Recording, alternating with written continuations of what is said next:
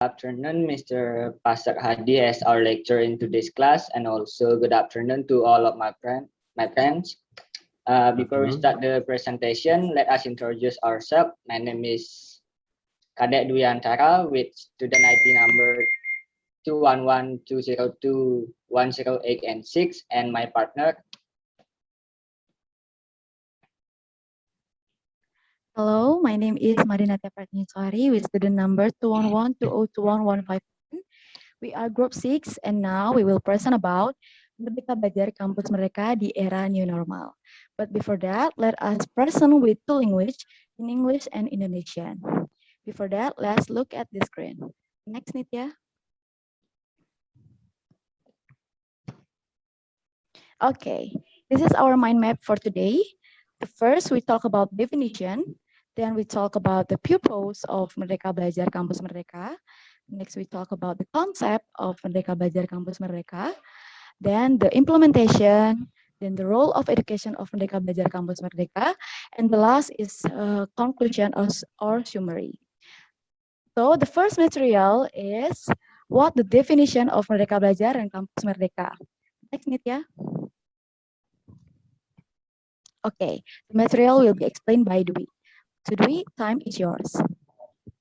Okay, so I will explain about the definition of Merdeka Belajar Kampus Merdeka. So, jadi Merdeka Belajar Kampus Merdeka merupakan suatu kebijakan baru yang diusulkan ataupun dibuat oleh Bapak Nadiem Makarim selaku Menteri Pendidikan dan Kebudayaan Indonesia. Jadi, yang menjadi sasaran dari kebijakan ini adalah seluruh level pendidikan yang ada di Indonesia. Kebijakan ini memiliki beberapa bentuk pelaksanaan kegiatannya. Kalau tidak salah ada 8, yaitu magang, program mengajar, pertukaran pelajar, proyek desa, penelitian, wirausaha, proyek independen, dan juga proyek kemanusiaan. Kemudian tiap-tiap pelaksanaan dari kegiatan tersebut memiliki tujuan yang positif, yaitu untuk mempersiapkan mahasiswa ketika akan memasuki dunia kerja. Jadi sebuah harapan besar ini datang, namun tantangan yang dihadapi juga tidak mudah. Jadi seiring dengan perkembangan zaman, kebutuhan dinamis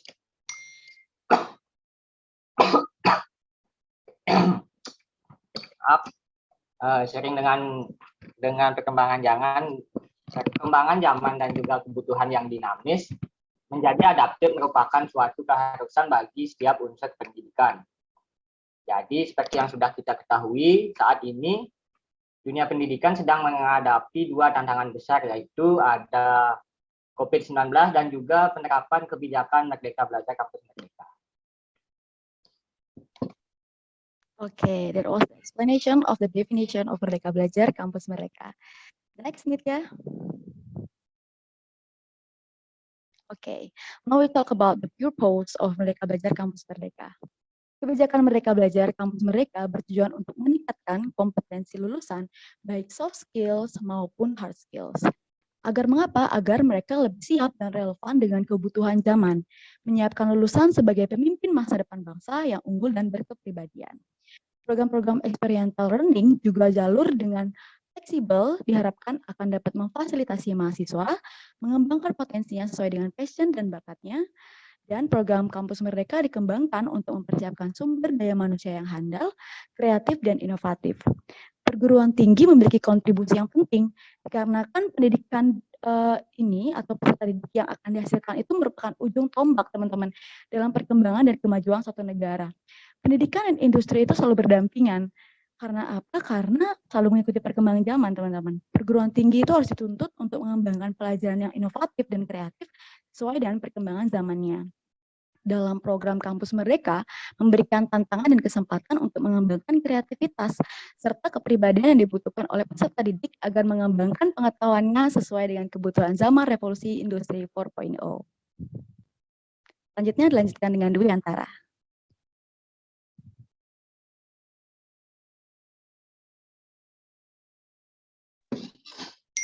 Selanjutnya saya akan menyampaikan tentang konsep dari Merdeka Belajar Kampus Merdeka. Next slide please. Jadi tahun 2020 ini merupakan tonggak baru bagi pendidikan Indonesia, di mana Nadiem Makarim berhasil mencetuskan sebuah ide yang dinamakan Merdeka Belajar dan Kampus Merdeka. Kemudian kampus Merdeka ini kampus Merdeka bertujuan pusatnya itu berpusat pada pendidikan tinggi di Indonesia. Sedangkan untuk bagian Merdeka Belajar itu merupakan kebijakan ditujukan bagi pendidikan tingkat dasar dan juga menengah. Jadi kebijakan ini sudah menuai banyak perhatian khususnya di masyarakat Indonesia. Kampus Merdeka ini memiliki nilai positif berupa gagasan konkret untuk perubahan pendidikan tinggi di Indonesia. Perlu diketahui, kampus Merdeka ini merupakan kelanjutan dari kebijakan sebelumnya. Kemudian, kampus Merdeka ini meningkatkan fungsi perguruan tinggi sekaligus mengajak dunia industri dan juga bisnis supaya dapat bersinergi dengan dunia pendidikan juga. Kebijakan ini memberikan kesempatan kepada mahasiswa untuk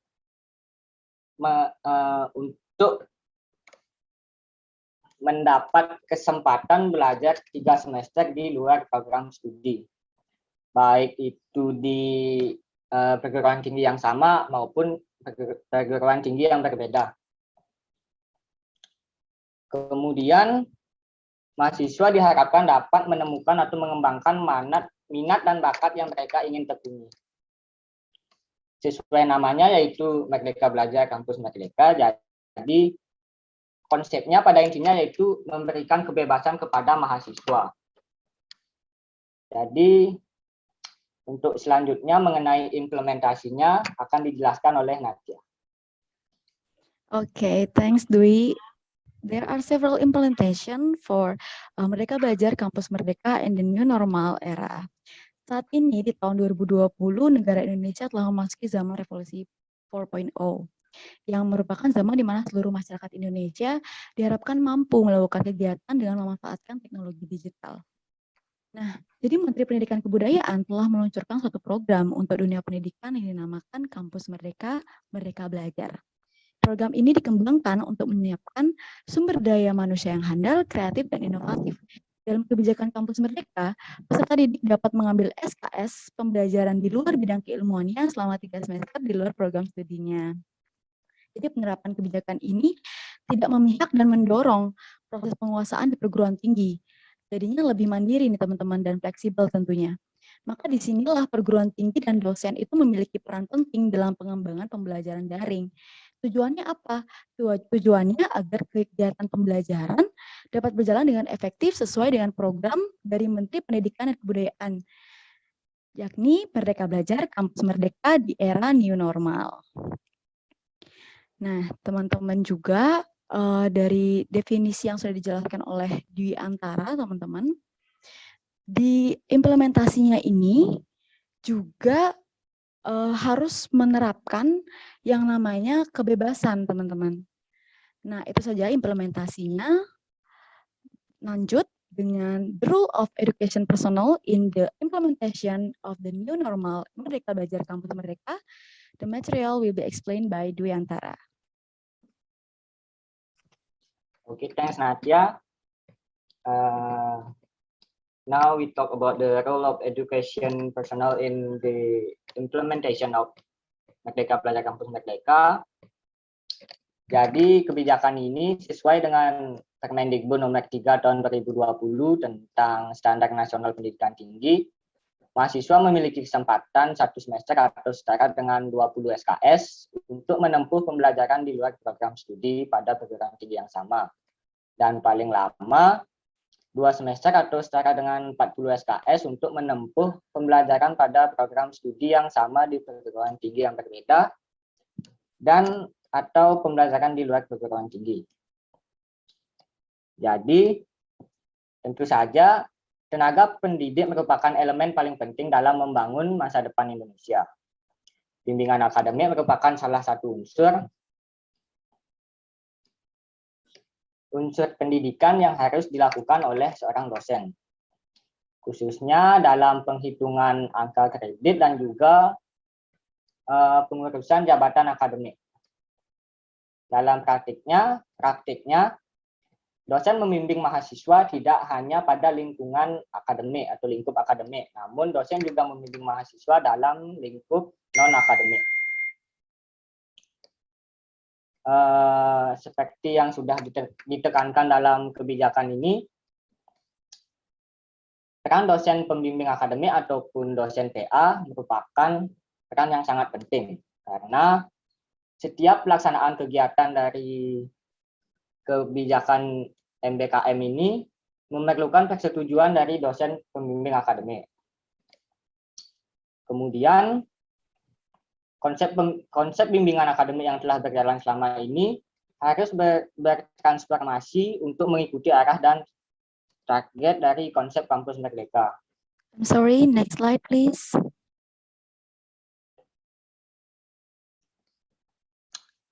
Silakan, Dwi.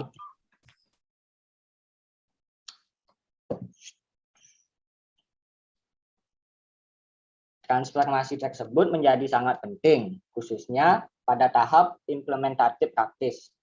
Terlebih lagi, pada kondisi new normal yang mengharuskan setiap elemen masyarakat melakukan perubahan untuk beradaptasi dengan pola kebiasaan yang baru. Jadi, proses adaptasi kebiasaan baru ini juga mencakup tata kelola pendidikan tinggi dalam mengimplementasikan proses bimbingan akademik di era new normal. Metode pengajaran daring sebenarnya secara tidak langsung tingkat keberhasilannya itu ditentukan oleh kemampuan platform teknologi yang digunakan. Salah satu cara dan strateginya adalah tentang bagaimana kita mampu memanfaatkan keterbatasan waktu yang ada dengan jumlah materi banyak, tetapi mahasiswa tetap dapat memahami materi yang kita berikan. That's all from me. Next, Natia.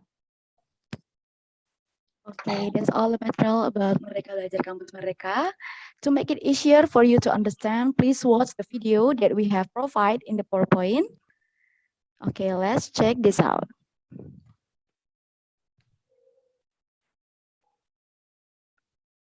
Play. Klik.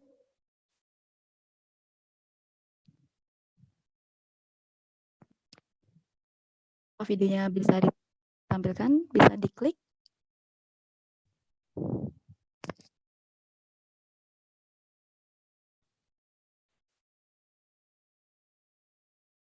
Ya.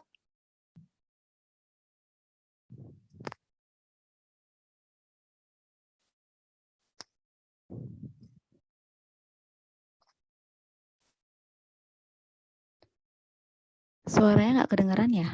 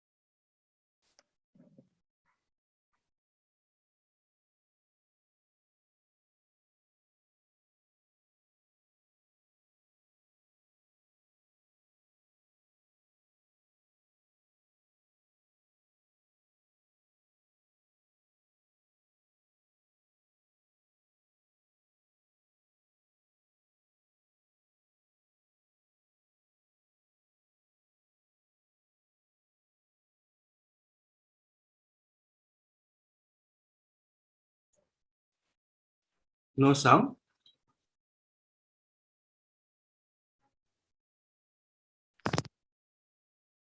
Mungkin lagi bermasalah, Mister.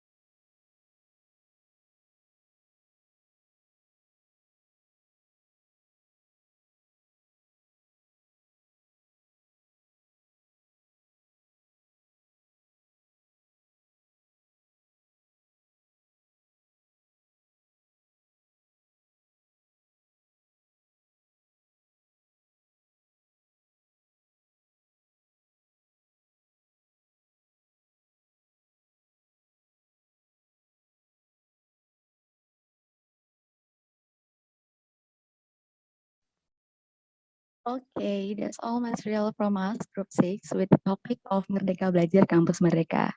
Does anyone want to ask about our material? If you want to ask, please turn on your raise hand. Yes, Restu. Now, please proceed to the second group. Yeah. Oh, okay, sorry. Okay, sir. Okay. Before we close, we will give a conclusion. To Dwi, time is yours.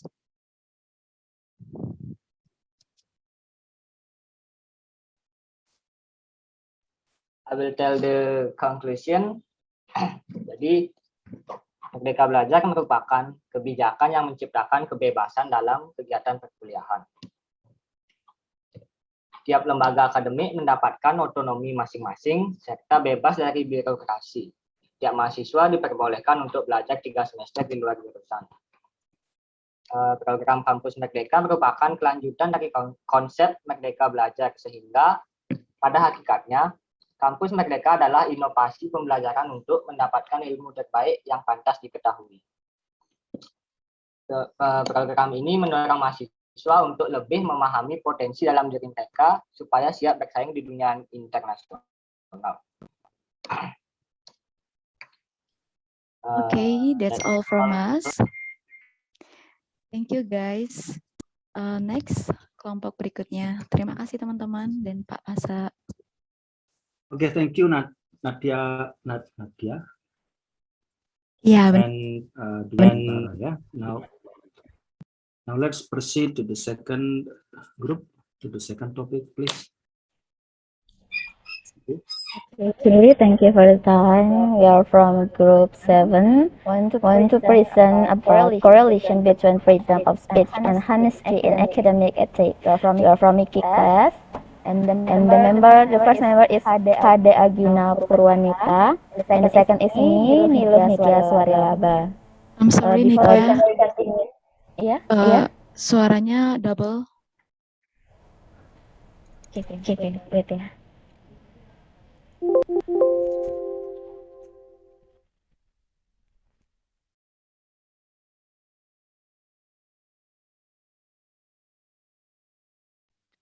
Apa sekarang udah jelas? Jelas banget, aman. Okay. Okay. We want to present about correlation between freedom of speech and honesty in academic ethics. The first member is Agina, and the second one is me, Nitya Swari. Before we continue to the material, pernahkah kalian mendengar tentang quotes, jika mencontek adalah salah satu dari bentuk kerjasama, maka tidak heran jika bibit-bibit korupsi tumbuh sejak dini. Nah, hal inilah yang akan kita bahas kali ini, yaitu tentang kejujuran dan juga etika akademik. Perlu kita ketahui, di Indonesia sendiri ada aturan yang mengatur mengenai kebebasan akademik yang terdapat pada Undang-Undang Nomor 12 Tahun 2012 tentang Pendidikan Tinggi. Nah, untuk lebih jelasnya kalian bisa baca dalam paper yang sudah saya buat dengan Agina. Nah, poin-poin yang akan kami sampaikan kali ini, yang pertama ada honesty, yaitu delivering something in certain manner. And the second one is academic ethics, yaitu tentang etika akademik. Yang ketiga tentang freedom of speech, yaitu kebebasan berpendapat. Dan yang terakhir adalah summary. Okay, the first one, we're going to talk about honestly. Di sini saya memiliki 2 poin. Yang pertama adalah budaya mencontek dan juga penilaian objektif. Kenapa saya mengatakan budaya mencontek? Sekarang ini sedang maraknya yang dibahas topik di mana ketika kita tidak memberikan contekan kepada orang lain, maka kita akan dikeluarkan dari circle pertemanan tersebut. Nah, padahal budaya mencontek ini sangat-sangat buruk dan tidak patut untuk dilanjutkan. Maka dari itu, kenapa kejujuran harus ditekankan di dalam dunia pendidikan? Hal ini juga menyangkut dengan aspek dari penilaian objektif dari sang guru ataupun dari dosen itu sendiri, di mana guru atau dosen harus menilai secara subjektif dan tidak boleh memihak antara satu dengan yang lainnya dan menyamaratakan antara A, B, dan juga C. Di sini, educator or lecturer have an important role in building the character, personality, and intellect of student. Okay, the next material will be explained by Agina.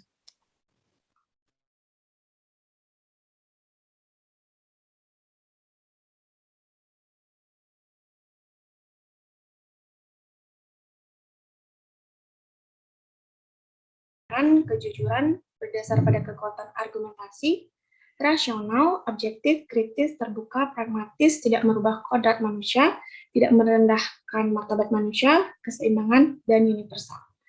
Menurut Marsudi Superland, hakikat akademik yang terserap dalam kebebasan ialah kejujuran, yaitu kejujuran dalam mencari dan menemukan kebenaran serta mengungkapkannya.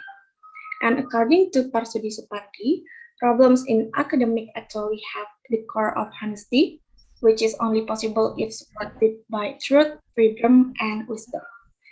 This thing can be realized if there is independent from lecturer and students in their respective academic activities.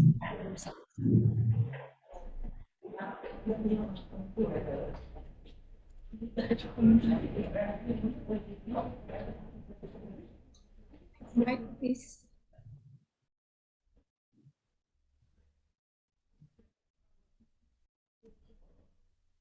Okay, freedom of speech is a freedom that refers to a right to speak freely without any censorship or restriction action, but in this case, doesn't include the freedom of speech. Menurut Wahidin Adams, mengatakan bahwa kebebasan berpendapat dan berekspresi berlaku untuk semua jenis ide, termasuk mungkin yang sangat ofensif atau menyinggung. Namun disertai dengan tanggung jawab dan dapat dibatasi secara sah oleh pihak akademik, dan dalam hal ini pihak akademik memiliki kewajiban untuk melarang perkataan yang mendorong kebencian dan hasutan. Pembatasan tersebut juga dapat dibenarkan apabila pembatasan tersebut dilakukan untuk melindungi kepentingan publik tertentu atau hak dan reputasi orang lain. Kemudian kebebasan berpendapat dan berekspresi dinilai penting karena 4 hal, yaitu yang pertama, kebebasan berekspresi penting sebagai cara untuk menjamin pembentukan diri seseorang dan juga untuk mencapai potensi seseorang. Kemudian yang kedua, untuk mencari kebenaran dan kemajuan pengetahuan, atau dengan kata lain, seseorang yang mencari pengetahuan dan kebenaran harus mendengar semua sisi pertanyaan, mempertimbangkan seluruh alternatif, menguji penilaiannya dengan menghadapkan penilaian tersebut kepada pandangan yang berlawanan, serta proses pengambilan keputusan. Kemudian yang terakhir, kebebasan berekspresi memungkinkan masyarakat untuk mencapai stabilitas dan adaptasi atau kemampuan beradaptasi. Dan yang terakhir adalah kesimpulan.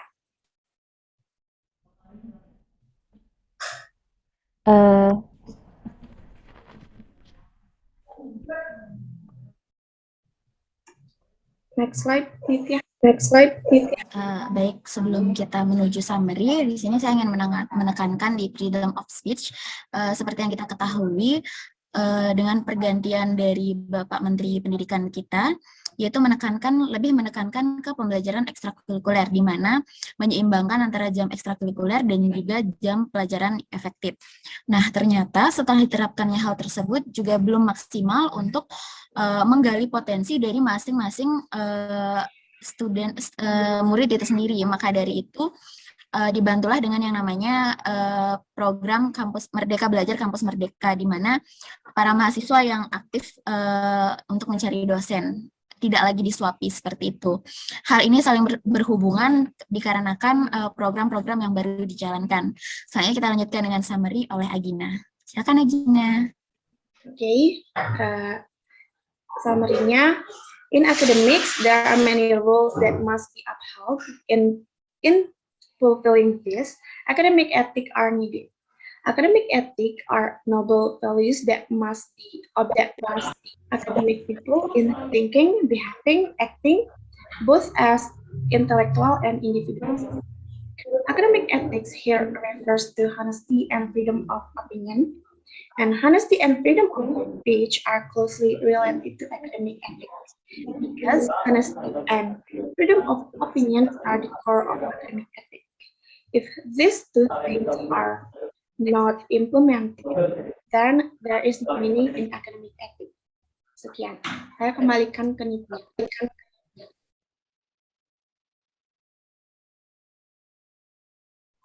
Jika kita sadari, semenjak bergantinya Bapak Menteri Pendidikan di Indonesia, banyak sekali perubahan-perubahan yang terjadi dalam dunia pendidikan. Salah satunya adalah penekanan pembelajaran karakter, di mana karakter siswa itu lebih utama daripada nilai akademik. Nah, hal ini juga akan mempengaruhi faktor dari honesty atau kejujuran itu sendiri, di mana karakter siswa akan dinilai dan dianggap penting sama pentingnya dengan mata pelajaran yang wajib.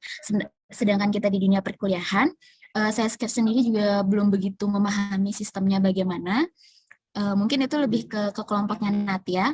Sekian dari kelompok kami, dari kelompok 7. Apabila ada salah kata, mohon dimaafkan. Dan terima kasih. Terima kasih Nitya.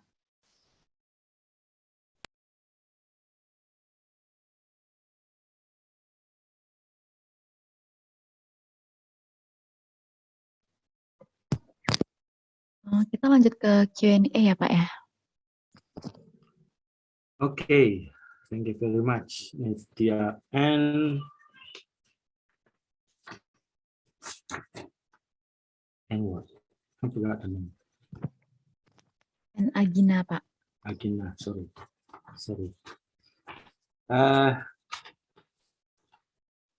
Yeah, we will continue to the Q&A session. I'm inviting 2 questions from you for the first group and another 2 questions for the second presenters.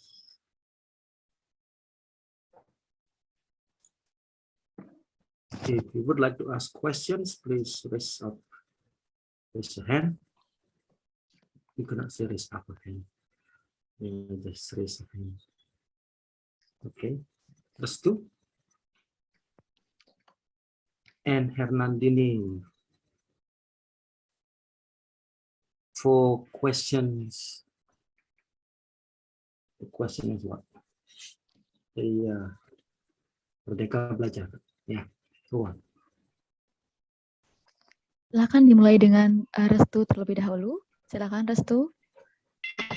Terima kasih atas waktunya. Saya ingin bertanya, apakah seluruh mahasiswa dapat berpartisipasi dalam MBKM atau ada syarat khusus untuk mengikuti program MBKM ini? Terima kasih. Baik, terima kasih untuk Restu atas pertanyaannya. Kami simpan terlebih dahulu. Untuk penanya kedua yaitu Kak Hernandini, silakan kepada Kak Hernandini. Kami persilahkan. Silakan di-unmute dulu mic-nya, Kak. Oke, makasih Nitya. Pertanyaan saya adalah, hingga saat ini bagaimana perkembangan penerapan MBKM tersebut? Apa saja kegiatan yang sudah berlalu dan sedang berjalan saat ini? Terima kasih. Baik, terima kasih Kak Hernandini atas pertanyaannya. Kami tampung terlebih dahulu. Terima kasih kepada Restu dan Kak Hernandini. Berikan kami waktu untuk berdiskusi terlebih dahulu ya. Silakan Bapak, mungkin bisa lanjutkan dengan pertanyaan untuk kelompok dua dulu. Please proceed to the questions for the second group.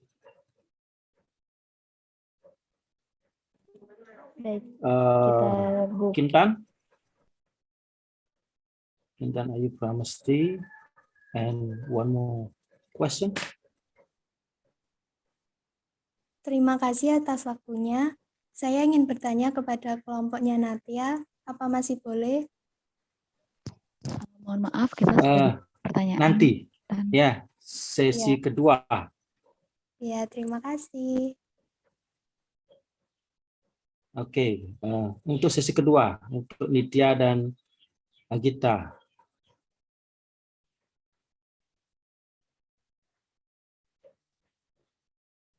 Would anyone like to ask questions for Nitya and Agita? Baik, kami buka sesi tanya jawab dari kelompok 7. Ada pertanyaan, Agina, silakan sorry, bisa Agina. raise hand atau sampaikan di grup. Terima kasih. Sorry, Agina ya, saya pikir Agita. Agina Purwanti Pumuta. Aneh-aneh nama sekarang, saya jadi susah sekali mengingat orang. Ya, biasanya Agita, sekarang Agina. Nanti besok Agoni gitu. Go on, questions please. Dayu Paramita menjadi Dayu Parimita. Ada artinya enggak itu kira-kira?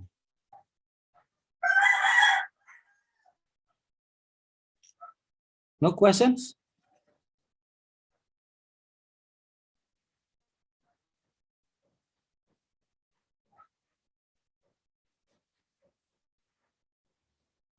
Marta Afrida, please.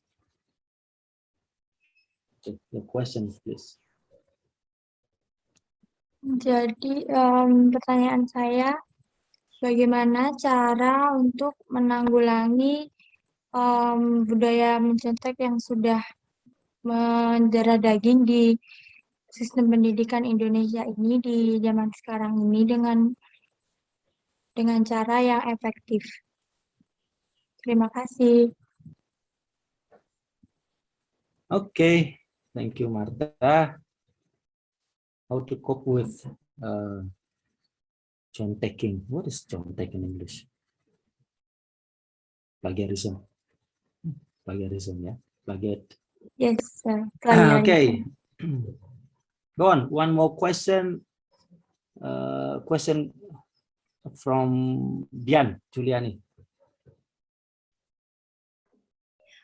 Okay, my name is Dian Juliani, and I would like to ask Nitya kelompoknya Nitya, sebagai calon guru, bagaimana sekiranya kita menumbuhkan budaya jujur untuk para peserta didik nantinya? Sekian pertanyaan dari saya, apa bisa dimengerti? Bisa. Ya, terima kasih. Okay. Yeah.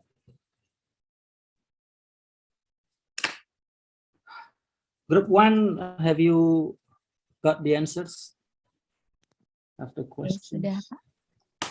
Okay, Kami go on. akan mencoba menjawab dengan kemampuan kami. Baik, untuk pertanyaannya Restu akan dijawab oleh saya, dan pertanyaan dari Kak Dini akan dijawab oleh Duyantara. Baik, pertanyaannya Restu adalah, apakah seluruh mahasiswa dapat berpartisipasi dalam Merdeka Belajar Kampus Merdeka? Atau ada syarat khusus untuk mengikuti program ini? Baik, menurut kami pertanyaannya sangat bagus sekali. Seperti yang kita ketahui, kebijakan Merdeka Belajar Kampus Merdeka ini memiliki beberapa bentuk kegiatan atau pelaksanaan seperti magang, proyek desa, mengajar sekolah, pertukaran pelajar, penelitian, kegiatan wirausaha, dan juga proyek independen dan proyek kemanusiaan. Tidak semua mahasiswa dapat berpartisipasi, karena pada setiap kegiatan tersebut pastinya terdapat tahap seleksi dan juga persyaratan khusus. Contohnya seperti apa? Contohnya itu yang paling penting adalah mahasiswa aktif dan terdaftar pada Pangkalan Data Pendidikan Tinggi atau PD-Dikti pada semester 3 sampai dengan semester 8. Kemudian, mahasiswa peserta program pertukaran mahasiswa Merdeka ini di seluruh Indonesia hanya memiliki 1 kali kesempatan untuk mengikuti dan memperoleh bantuan biaya program pertukaran mahasiswa Merdeka. Kemudian, mahasiswa wajib memiliki IPK sekurang-kurangnya 2,75 dan atau berprestasi sekurang-kurangnya di tingkat provinsi yang ditunjukkan dengan bukti yang resmi. Kemudian, memiliki kemampuan dan juga peluang untuk mengembangkan penalaran, wawasan, serta integritas kreatif dan inovatif. Kemudian, tidak pernah dikenakan sanksi akademik dan juga non-akademik pada perguruan tinggi sang pengirim. Dan yang terakhir, mahasiswa bersedia mentaati seluruh ketentuan yang tertulis dalam PUB Program Pertukaran Mahasiswa Merdeka. Sekian jawaban dari kami. Apakah bisa diterima, Restu? Baik, sangat jelas. Terima kasih, Natya. Baik, terima kasih, Restu. Mungkin Bapak bisa menambahkan jawaban dari kami, Bapak. Dengan senang hati kami akan mendengarkan. Oke, thank you Natya. Ya, dalam beberapa program itu memang harus mengalami seleksi yang lumayan ketat. Tetapi program-program yang lain, seperti misalnya Anda merdeka belajar dalam artian ikut perkuliahan ke prodi lain di perguruan tinggi yang sama atau prodi lain di luar perguruan tinggi yang sedang diikuti, itu boleh saja. Misalnya Anda kalau mau belajar kewirausahaan, ngambil ke prodi akuntansi atau ekonomi di Undiksa masih bisa, ya, tanpa ada syarat.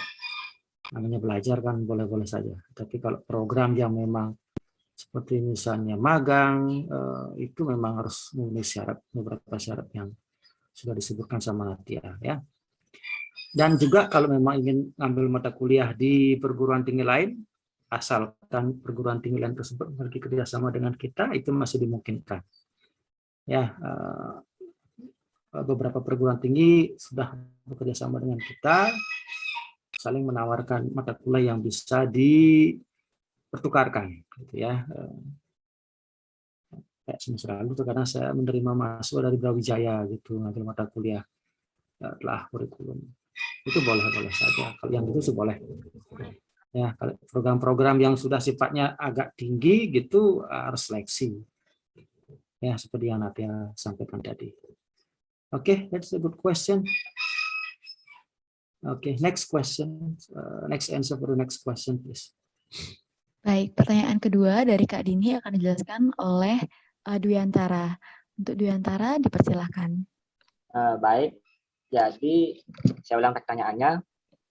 Jadi Kak Dini bertanya mengenai hingga saat ini bagaimana perkembangan penerapan MBKM tersebut, seperti kegiatan apa saja yang sudah berjalan dan sedang berjalan.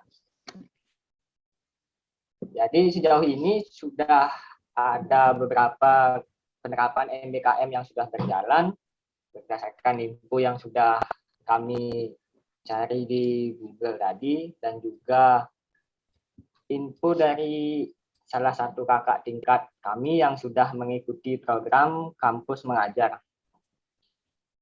Jadi program Kampus Mengajar itu merupakan bagian dari kebijakan Kampus Merdeka di mana mahasiswa diberikan kesempatan untuk mengembangkan diri melalui kegiatan di luar perkuliahan.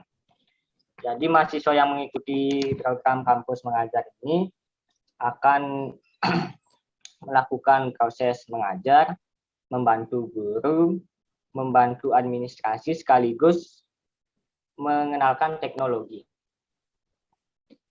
Jadi setelah saya tanya pada salah satu kakak tingkat di Undiksa yang mengikuti program Kampus Mengajar ini, ada beberapa hambatan yang ada.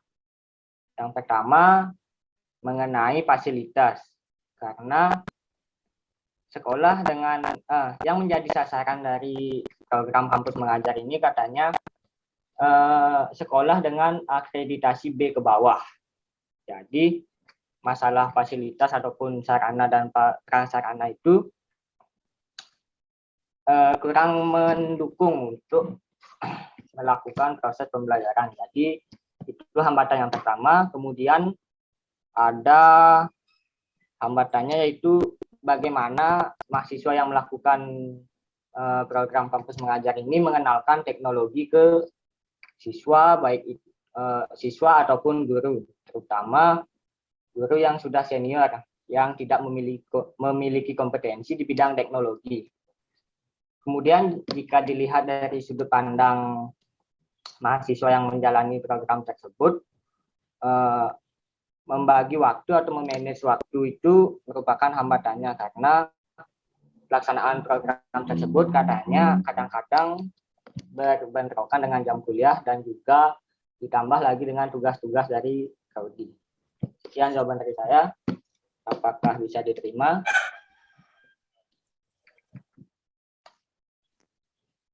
Oh, Kak Oke. Dini sudah diterima. Bisa lebih. Makasih. Dari Kak memang, Dini. Pak. Ya, oke, betul seperti disampaikan oleh Dwi ya, bahwa belum semua program berjalan. Kan ini baru tercetus tahun 2020 ya.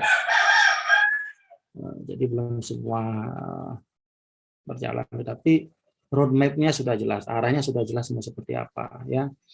Semakin tinggi level mahasiswa, itu semakin banyak peluang yang bisa dia jalani untuk mengikuti program ini, gitu ya. Ya memang beberapa mahasiswa yang saya jadi PA-nya itu mengajukan untuk mengajar apa itu kampus mengajar ya, sorry. Kampus mengajar ya, memang tugas mereka itu membantu sekolah-sekolah di masa pandemi, termasuk bagaimana mungkin mengajar anak-anak di sekitar, baik melalui tatap muka mungkin kalau emang situasinya hijau, masuk zona hijau, atau mungkin melalui daring ya. Jadi ini termasuk bagian dari social service sebenarnya, layanan kepada masyarakat gitu ya. Itu terus kemudian ya transfer kredit seperti yang saya sampaikan tadi juga sudah berjalan. Kalau magang sih belum. Itu semester lebih tinggi. Kalau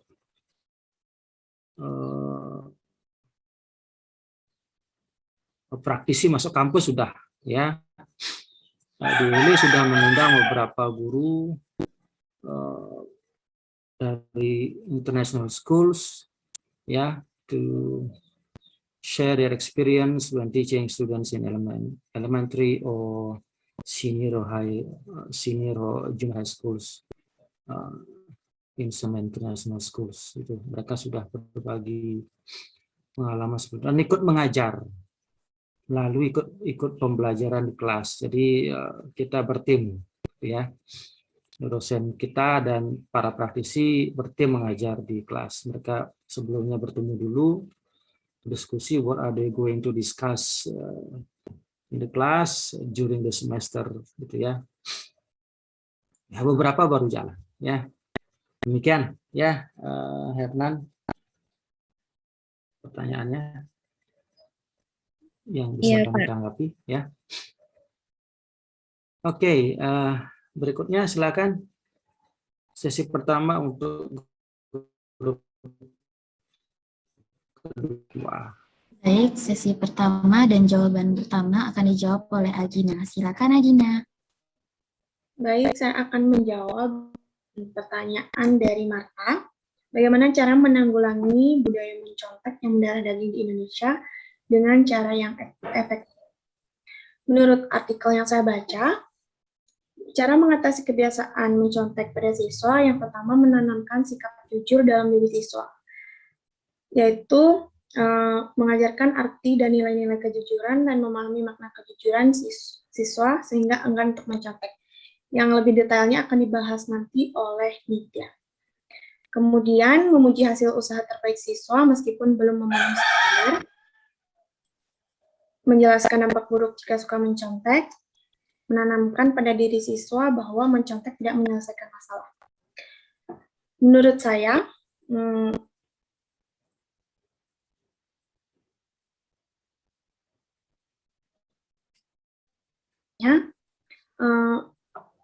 lebih baik sistem penilaian sekolahnya yang diperbaiki, karena sekarang kebanyakan sekolah-sekolah mengutamakan siswa harus mendapat nilai yang tinggi dibandingkan mementingkan seberapa paham siswa terhadap materi yang dipelajari. Sekian.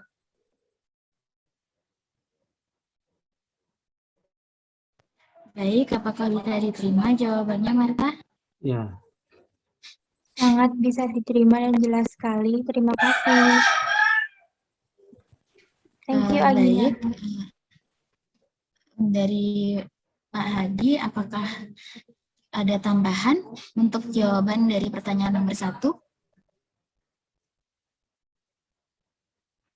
Sinyalnya putus-putus ya, apa sinyal saya, apa sinyal kalian? Tadi saya sempat your internet connection is unstable, itu di bagian saya. Sekarang sudah terdengarkah? Terdengar. Oke. Bagaimana menghilangkan budaya nyontek gitu ya? Iya. Ya, bagaimana ya? Kalau mau menghentikan budaya menyontek, ya hilangkan tes tulis. Ya, persempit ruang gerak mereka untuk tes tulis gitu. Kan nyontek hanya terjadi ketika untuk urusan tes tulis. Ya, nah sebenarnya harapan dari Menteri Pendidikan Pak Nadiem itu kita tidak lagi berkutat pada tulisan atau pengetahuan isi kepala, tetapi lebih kepada bagaimana caranya kita memiliki kompetensi. Kalau sudah bilang kompetensi berarti isinya adalah pengetahuan, ya, kemudian sikap dan keterampilan, skill, gitu ya. Jadi di era nanti dibahas di era revolusi industri 4.0 itu kita tidak lagi sebenarnya berkutat pada pengetahuan, bukan lagi what to know, but how to do. Ya, how to do it, how to do that, gitu. Itu yang sebenarnya jadi fokus gitu. Nah, karena itu model-model penilaian asesmen itu mestinya berhenti pada tataran melihat bagaimana pekerjaan siswa dalam bentuk tulisan, ya, atau boleh mungkin dalam bentuk pengetahuan, ya, tetapi lebih ke arah pendapat, lebih ke arah bagaimana dia mengekspresikan idenya.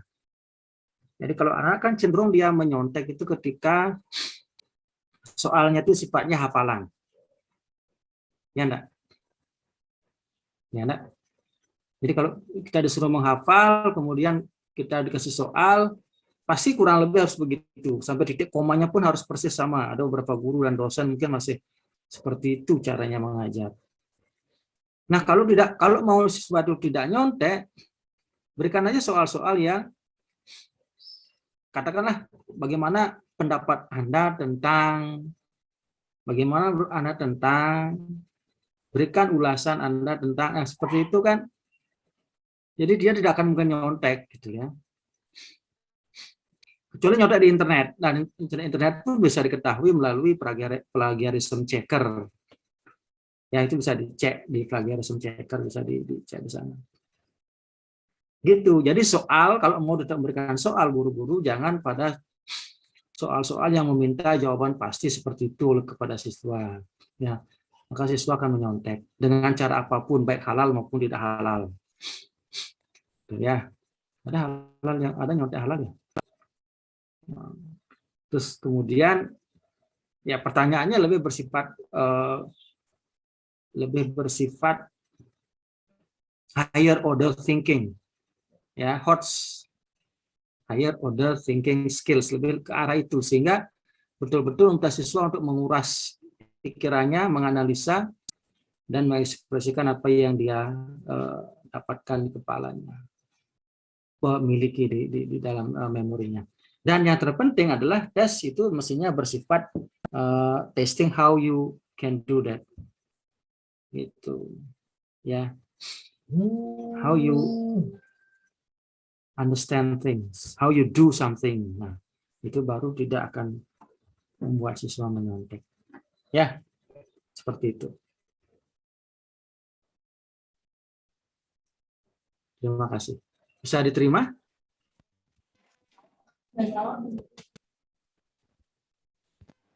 Bisa, Pak. Terima kasih atas tambahannya.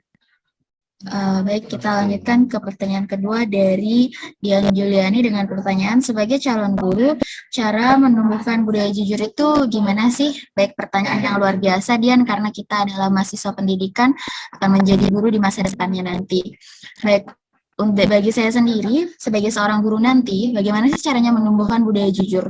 Yang pertama, mungkin saya akan menghilangkan dengan yang namanya penilaian subjektif, di mana mungkin jika saya memiliki kerabat dekat dengan murid tersebut adalah kerabat saya bersifat biasa saja menilai dia, tergantung dari kemampuan yang dia miliki. Nah, dengan cara sederhana seperti itu, murid akan mulai termotivasi, merasa dirinya diapresiasi dengan meningkatkan skill yang dia miliki. Dan mungkin yang akan saya lakukan nanti, ketika saya menjadi seorang guru, untuk menumbuhkan budaya jujur adalah menerima kesalahan mereka tanpa memberikan hukuman, tapi memberikan evaluasi, seperti itu. Mungkin beberapa kasus yang kita ketahui, jika misalnya ada kasus mencontek seperti itu, mungkin akan dipanggil orang tuanya atau lain sebagainya.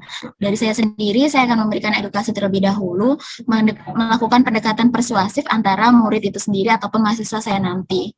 Seperti itu, Dian. Apakah bisa diterima jawabannya? Pertanyaannya luar biasa sekali, karena kita adalah mahasiswa pendidikan, ya, Dian. Ya, jawabannya juga sangat luar biasa sekali. Terima kasih Nitya jawabannya. Membuka pikiran.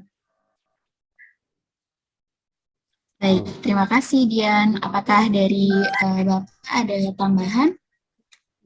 Semuanya luar biasa ya. Oke, apa pertanyaannya, Nitya? Sebagai calon guru, cara menumbuhkan budaya jujur bagaimana? Menumbuhkan budaya jujur di guru, apa di siswa? Saya lupa itu. Kepada siswa. Menumbuhkan budaya jujur kepada siswa. Kalau saya perspektifnya dari guru. Jujur itu adalah sebuah perilaku. Jujur adalah sebuah sikap yang bisa kita amati, kita rasakan. Ya, jadi kalau mau ngajari orang jujur, kita sendiri harus jujur dulu. Begitu. Misalnya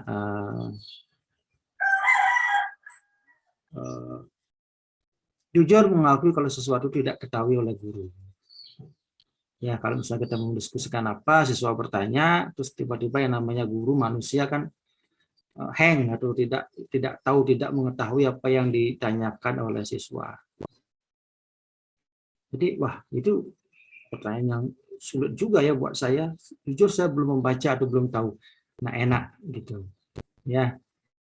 Nah, dengan begitu siswa, oh, jujur sekali bapaknya ini, memang dia enggak tahu karena guru kan bukan maha guru. Ya, kalau maha guru tahu segalanya, ya. Kalau Mahadev itu kan tahu segalanya gitu ya. Nah, kita kan bukan Mahadev gitu, ya. Kita guru biasa, kita manusia biasa yang gitu. Ya. Kemudian ya, yang jelas namanya untuk pembelajaran karakter itu kan bagian dari karakter ya. Harus diberikan teladan dulu, contoh teladan gitu. Ya, nah sekarang kalau misalnya dalam sistem penilaian kita yang menggunakan KKM, saya paling anti sekali dengan istilah KKM. Ya, kriteria ketuntasan minimal itu bagi saya itu omong kosong. Itu cara kita berbohong pada dunia pendidikan.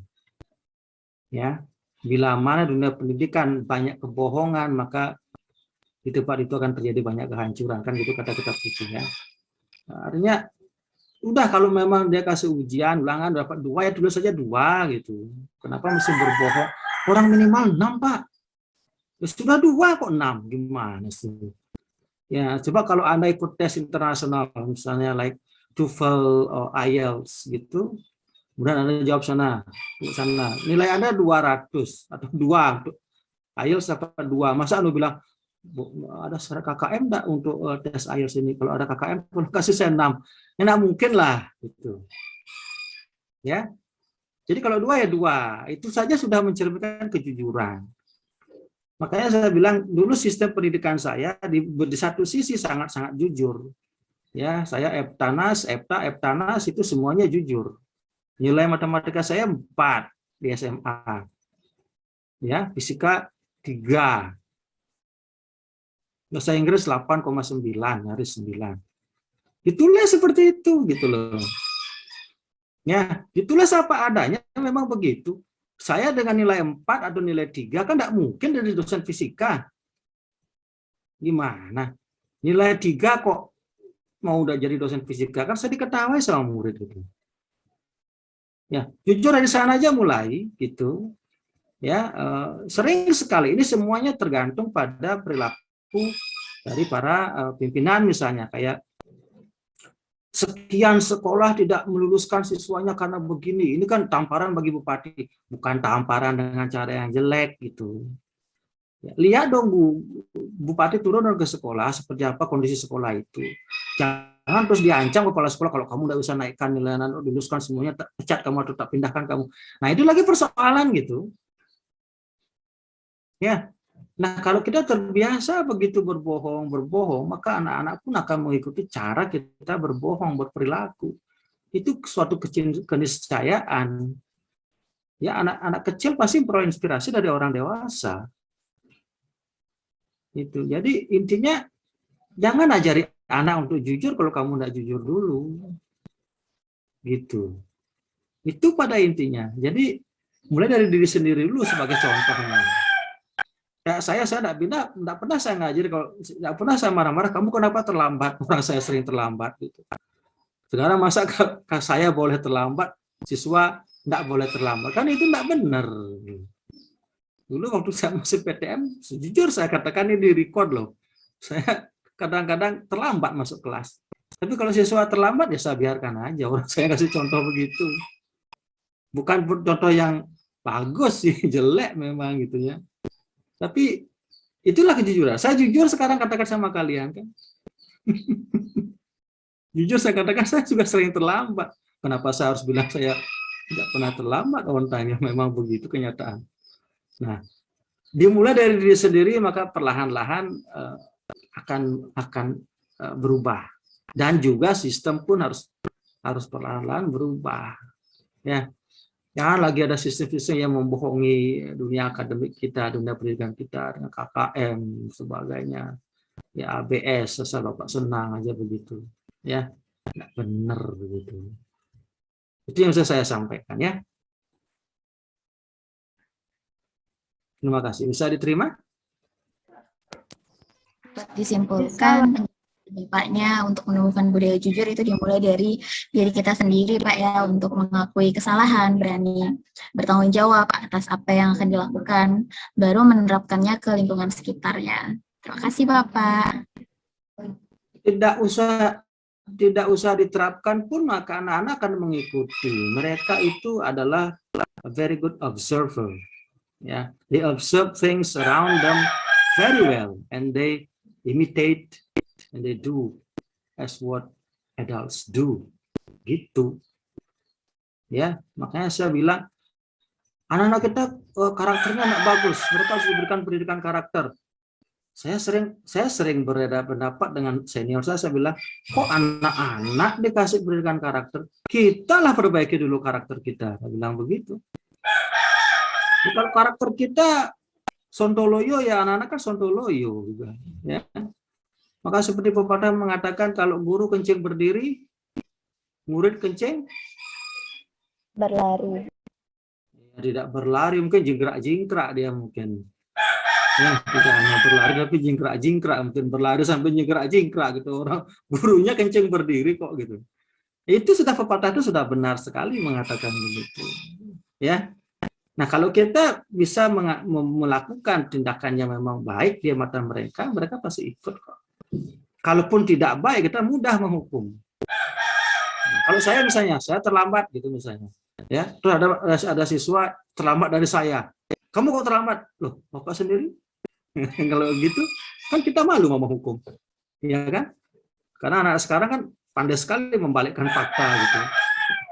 Karena apa yang dia lihat, yaitu dia gunakan untuk senjata untuk menyerang balik. Gitu. Oke? Ya, seperti itu. Ada lagi pertanyaan? Baik Pak, waktunya lagi 10 menit. Kita lanjutkan ke pertanyaan berikutnya atau bagaimana Pak? Sudah selesai semua sesi. Oke, sesi kedua. Sesi pertama sudah selesai semua. Sudah semua Pak. Oke, Waktunya sesi lagi 10 kedua, menit. Kita sesinya. ya satu pertanyaan untuk grup pertama dan satu pertanyaan untuk grup kedua. Silakan. Baik, untuk teman-teman yang ingin bertanya kepada kelompok 1, oke, sudah ada yang raise hand. Rafli duluan ya yang Rafli ya, dan Kintan. Baik, terima kasih. Saya saudara ingin melanjutkan pertanyaan yang ini. Ini kan bertanya tentang program-program kampus Merdeka. Saya bertanya dengan kelompok itu, bagaimana pendapat kelompok Anda tentang efektivitas program-program tersebut? Apakah sudah baik, apa belum? Dan apa hal-hal yang menghambat laju efektivitas program-program tersebut? Terima kasih. Baik, terima kasih Rafli atas pertanyaannya. Kami tampung terlebih dahulu, dilanjutkan dengan pertanyaan untuk kelompok berikutnya. Ya, silakan Kintan. Kintan mau nanya ke siapa? Ke kelompoknya Nate ya, Pak? Ke Nadia. Ya. Enggak, saya minta yang kedua sekarang, biar adil. Baik, Yuda, silakan. Oke. Ini si Kintan ini getol sekali sama Nadia ini. Kan saya Pak izin bertanya Ya, Bang. silakan. Ya. Jadi kan kelompoknya Nitya ini membahas tentang kejujuran di sini kan ya, tentang contek mencontek begitu. Yang ingin saya tanyakan itu kenapa tenaga pengajar itu terlalu fokus ke nilai dari apa yang dikerjakan oleh siswa atau mahasiswa itu. Kenapa tenaga pengajar itu tidak juga melihat itu loh kejujuran dari pekerjaan yang dilakukan, walaupun pekerjaan tersebut memang belum sempurna kan, tapi dia itu tidak mencontek begitu. Kenapa? Kira-kira seperti itu Pak, karena di SD atau SMP saya dulu sering ya mengalaminya gitu Pak. Para tenaga pengajar itu selalu fokus terhadap nilai. Padahal kan di sekolah itu bukan cuma nilai yang diukur dari siswa itu, tapi juga kan attitude dan etika juga kan berpengaruh nanti. Seperti itu. Seperti itu nih. Ya, apakah sudah jelas pertanyaan saya? Sudah sangat Ya, jelas. jelas sekali ya. Jangan sedih ya Yuda ya. Enggak, sedih Pak. Apakah Saya lagi boleh sakit nih Pak. langsung dijawab? Jangan berkecil hati ya.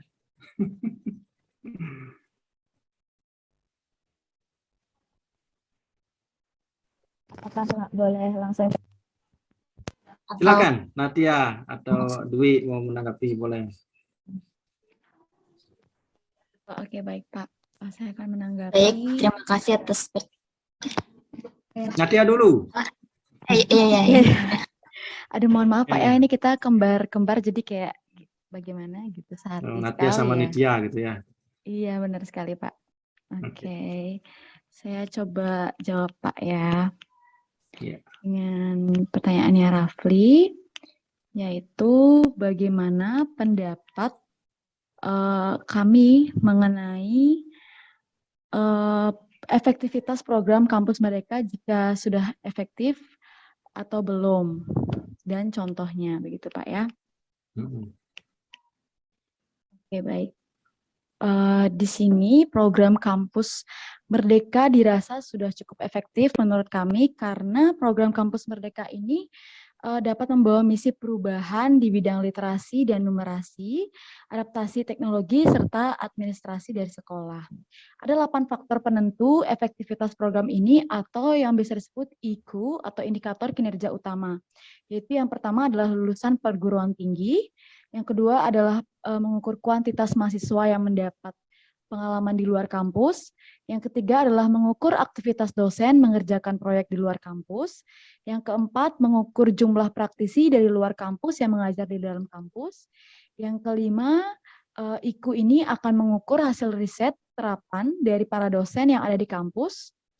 Yang keenam ialah mengukur jumlah program studi atau prodi yang tengah bekerja sama dengan mitra kelas dunia. IKU ketujuh adalah mengukur jumlah mata kuliah yang pada evaluasi terakhir para pembelajaran berbasis project atau project based atau yang berbasis partisipasi di dalam kelas seperti studi kasus atau case method. Yang terakhir juga adalah mengukur jumlah program studi yang berstandar internasional. Dengan demikian diharapkan ke depannya program ini itu dapat bertahan dan bisa dilanjutkan karena mengingat tujuan dan efektivitas dari kampus Merdeka ini juga sangat bagus dan sudah berjalan dengan efektif. Sekian dari kelompok kami, terima kasih. Apakah sudah dapat dipahami pada Rafli? Baik, terima kasih atas responnya. Saya sudah mengerti. Baik, terima kasih Rafli. Bapak ingin menambahkan, Bapak? Ya, yang namanya jawabannya bagus sekali ya. Ada IKU, ada IKI gitu ya. Iki opo, iki piye gitu ya. Jadi semuanya ya indikator ya. Karena ada IKU itulah makanya ada IKI, inisiasi kelas internasional ya. Jadi IKU, IKI gitu ya. Namanya program kan tidak mesti serta-merta harus sukses. Anda harus tahu bahwa pendidikan itu 10 atau 20 tahun kemudian baru terlihat hasilnya. Inilah kenapa sebenarnya pendidikan tidak begitu terlihat menjadi concern kita karena hasilnya itu tidak serta-merta terlihat. Hasilnya itu serta-merta terlihat mungkin 20 tahun ke atas baru terlihat. Sama seperti kita. Ya, kita yang terbiasa berorientasi nilai baru terlihat ketika dia dewasa. Semuanya pasti pertanyaannya pasti terkait dengan nilai. Kamu ranking berapa? Kamu dapat berapa? Kamu juara berapa? Prestasinya apa? Selalu begitu. Karena kita dari dulu dididik begitu. Ya, bukannya ditanya, kamu bisa apa sih? Kamu bisa lakukan ini? Nah, kan lain. Kalau kita udah bertanya, kamu bisa apa? Apa yang bisa kamu lakukan? Itu sudah menanyakan skill atau keterampilan yang kita miliki. Nah, bukan kamu dapat apa? Kamu peringkatnya berapa? Selalu begitu. Nah, program ini pun baru berjalan 1 tahun lebih ya. Bukan berarti ini harus sukses, tidak. Akan pemerintah sudah berusaha untuk mengevaluasi ini secara bertahap. Ya, pelan-pelan dievaluasi apakah ini sudah berjalan dengan baik. Baik tidaknya sebuah program pendidikan ataupun kurikulum itu semua tergantung pada niat kita untuk berubah mengikuti perubahan itu. Ya, kalau kurikulum sudah dirancang berubah begitu, gurunya masih menggunakan pola lama ya susah juga berkembang. Ya, jadi casingnya itu 2013 tapi isinya masih KTSP gitu. Itu susah gitu ya. Jadi kalau memang casingnya 2013 ikuti dong, rubahlah pola-pola pembelajaran seperti apa gitu. Jangan lagi berpusat pada guru tapi lebih kepada pengembangan kemampuan atau kompetensi siswa gitu.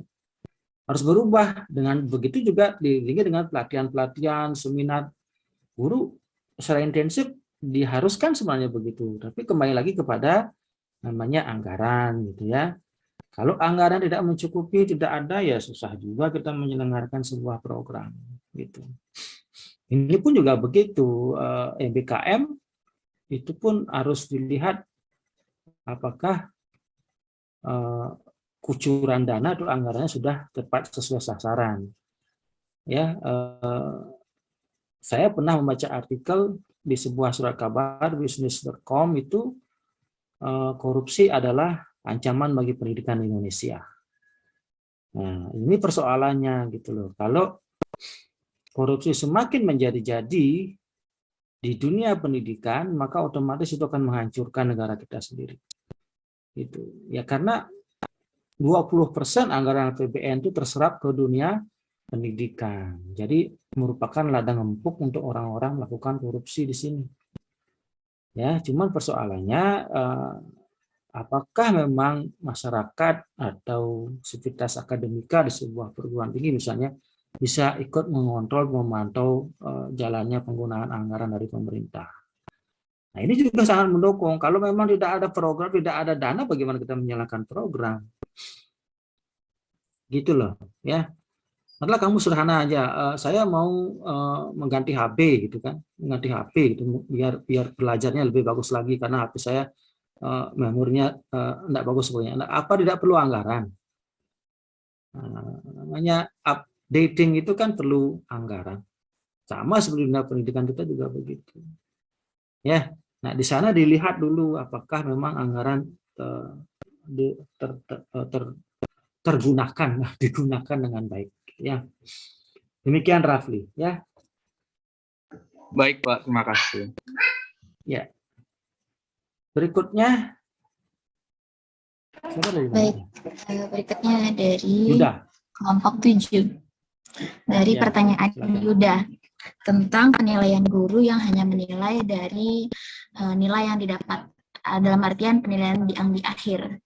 Nah, menurut saya pribadi, sepertinya pertanyaannya Yuda berasal dari hati yang paling dalam ya, dengan pengalaman pribadi sepertinya Yuda ya. Menurut saya pribadi Dari sih lubuk hati yang paling dalam itu. Iya Pak. Guru tidak akan memperhatikan satu-satu siswanya apakah dia berkelakuan baik atau buruk. Karena guru memiliki banyak sekali siswa dari kelas 1 sampai kelas 6 SD, dari kelas A sampai kelas Z. Dan tidak mungkin bagi seorang guru atau dosen untuk terus memperhatikan siswanya atau mahasiswanya satu persatu setiap harinya. Maka dari itu, guru memiliki yang namanya blind assessment atau penilaian secara yang dilihat dari nilai. Di mana selain dari nilai, penting sekali bagi kita untuk mendekatkan diri dengan guru dan juga dosen. Bukan berarti kita caper atau apa ya, tapi ini membuat branding antara nama kita dengan si dosen atau guru itu sendiri. Nah, berdasarkan dari pengalaman Yuda yang selalu merasa didiskriminasi mungkin karena nilai akademiknya kurang bagus dan kurang terlihat dari penilaian karakternya, maka dari itu sekarang ini pemerintah, terutama Menteri Pendidikan kita, sedang gencar-gencarnya meningkatkan dari pendidikan karakter, di mana karakter murid atau siswa yang sangat diutamakan di sini, dan juga penyeimbangan dari jam ekstrakurikuler dengan juga jam mata pelajaran wajib. Nah, dengan hal itu diharapkan para guru dan juga dosen dapat berperilaku lebih adil lagi dan tidak hanya menilai mungkin si A pintar matematika, si B pintar seni rupa, dan guru mengutamakan si A, tidak seperti itu. Sekarang dilihat dari attitude yang pertama, yang kedua adalah akademiknya. Terima kasih Bapak. Mungkin dari Bapak ada tambahan? Oke, terima kasih Nitya. Betul yang disampaikan oleh Nitya ya, jumlah guru sangat terbatas, jumlah siswa tak terbatas. Ya, jadi memang seyogianya kita harus memperhatikan individu per individu ya. Tapi persoalannya kan seperti yang disampaikan oleh Nitya tadi, susah ya. Sistem masih belum bagus. Pemerintah masih belum bisa menggaji guru 2 kali lipat atau 2 kali lipatkan guru. Nah, kalau kita lihat misalnya seperti sekolah-sekolah internasional itu kan satu kelas itu bisa 2 sampai 3 orang guru dalam satu kelas dengan jumlah yang setengahnya dari jumlah kita. Ya, kalau ya, sudah setengah siswanya isinya, gurunya double lagi. Gajinya lebih tinggi dari guru kita. Ya, mestinya gaji guru kita itu double, bisa 4 kali mestinya. Ya, karena dia mengajar 35 orang di kelas. Ya. tapi dengan gaji seperempatnya atau setengahnya dari guru-guru internasional. Itu masih persoalan pada pembiayaan anggaran, ya. Itu kemudian karakter memang tidak terlalu, tidak tahu sekarang apa menjadi concern, katanya sih menjadi concern, tetapi tetap aja kita masih berpikir pada penguasaan materi pembelajaran. Nah, ini yang saya bilang, penguasaan materi ilmu, keilmuan, ya, seperti matematika, seberapa hebat, seberapa pintar dalam matematika. Kita betul-betul menutup mata dengan karakter atau sikap perilaku dari anak itu. Inilah persoalannya gitu, ya. Lain dengan negara-negara maju yang mereka pada saat yang bersamaan mereka juga mendidik karakter yang bagus. Nilai itu tidak semata-mata yang jadikan mereka acuan, tetapi karakter itu juga paling penting. Tidak penting mereka untuk masukkan ke dalam catatan dari si anak itu. Nah, Yuda yang jujur dengan nilai kecil itu tidak akan jadi apa-apanya di hadapan siswa yang nilainya tinggi tapi tidak jujur. Karena memang sistemnya kita begitu. Ya, kita terjerumus pada sistem yang salah seperti ini. Ya, pokoknya kamu dapat nilai berapa, guru tutup mata dengan proses bagaimana kamu mendapatkan nilai. Gitu.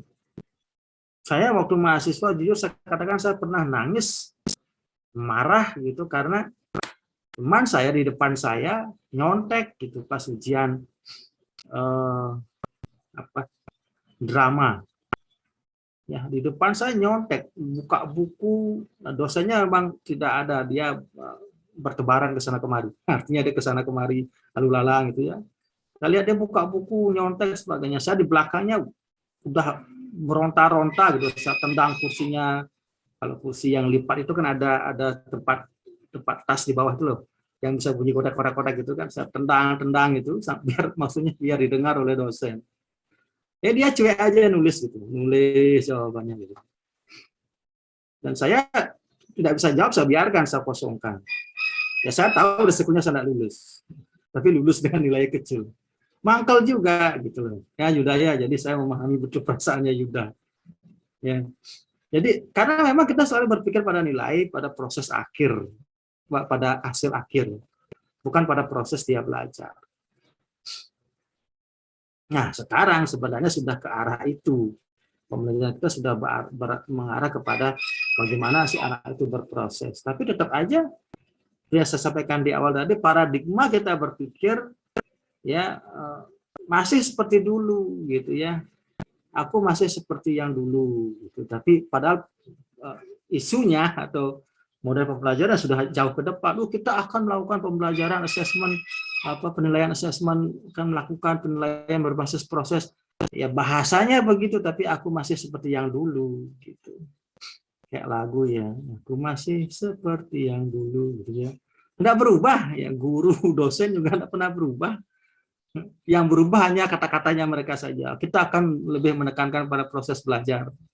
Tapi kenyataannya masih berkutat pada nilai akhir, pada hasil akhir. Ya, itu Yudaya. Jadi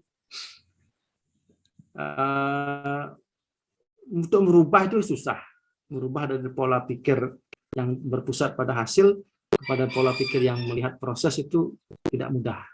Gitu. Ya, makanya terkadang saya mencatat siapa yang bertanya setiap kali Anda presentasi itu tujuannya ya begitu, biar saya bisa seimbangkan antara hasil akhirmu dengan nilai keseharianmu.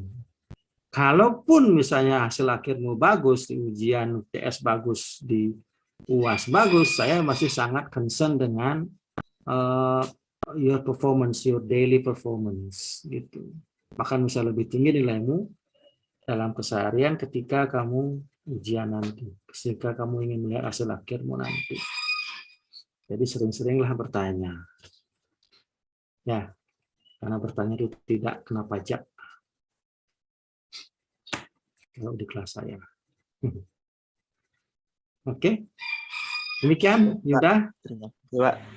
Ya, fokusnya masih begitu. ya untuk merubah kepada fokus pembelajaran yang berbasis pada proses itu masih susah. Apalagi faktor karakter atau kejujuran atau keterus terangan siswa itu nomor sekian dalam hal penilaian. Ini yang salah sebenarnya. Ya. Oke. Pak, terima kasih, Pak. Ya. Nah, kalau Yuda kalau mau balas dendam boleh. Artinya dalam perkuliahan tolong jangan diam-diam aja. Buktikan kalau Anda bisa, Anda mampu. Karena terkadang ketika nah ini pesan buat anak, ketika kita ujian, tes tulis itu mood kita bisa sangat bervariasi. Atau tes juga sebenarnya tidak betul-betul mengukur kemampuanmu, tidak betul-betul mengukur apa isi kepalamu. Ya, tes itu lebih kadang-kadang lebih ke arah keberuntungan. Ya, ini tidak bisa dipungkiri oleh para ahli asesmen karena kalau kebetulan Anda belajar hal yang keluar pada saat ujian, ya bagus nilainya. Kalau tidak kebetulan, ya yang keluar A, Anda belajar B, ya kiamatlah bagi Anda. Itu. Ya, maka dari itu biasanya kalau kami dosen itu pasti tidak bertanya secara teoritis. Kalau saya pribadi memberikan, tadi saya sampaikan, kalau saya akan ujian, paling saya akan minta pendapat kalian. Dengan begitu kalian akan berpikir gitu loh. Kalau sudah pendapat kan bisa dari berbagai sudut pandang jawabannya Pak. Iya memang begitu. Pembelajaran sekarang itu mengajar kalian melihat sesuatu dari sudut pandang yang bervariasi, tidak pada satu sudut pandang. Ya, matematika pun begitu mestinya. Kalau Anda mau jawaban 2 tambah 4 itu 6 ya salah. Boleh, tetapi kalau 10 kurang 4 boleh Pak gitu. Kan boleh juga. Gitu. 3 kali 2 kan boleh juga. Nah, itu yang diharapkan pendidikan sekarang. Jadi Anda melihatnya dari sudut pandang mana. Begitu. Ya. Oke. Waktu sudah menunjukkan 3:30. Kita akhiri ya sesi kita kali ini.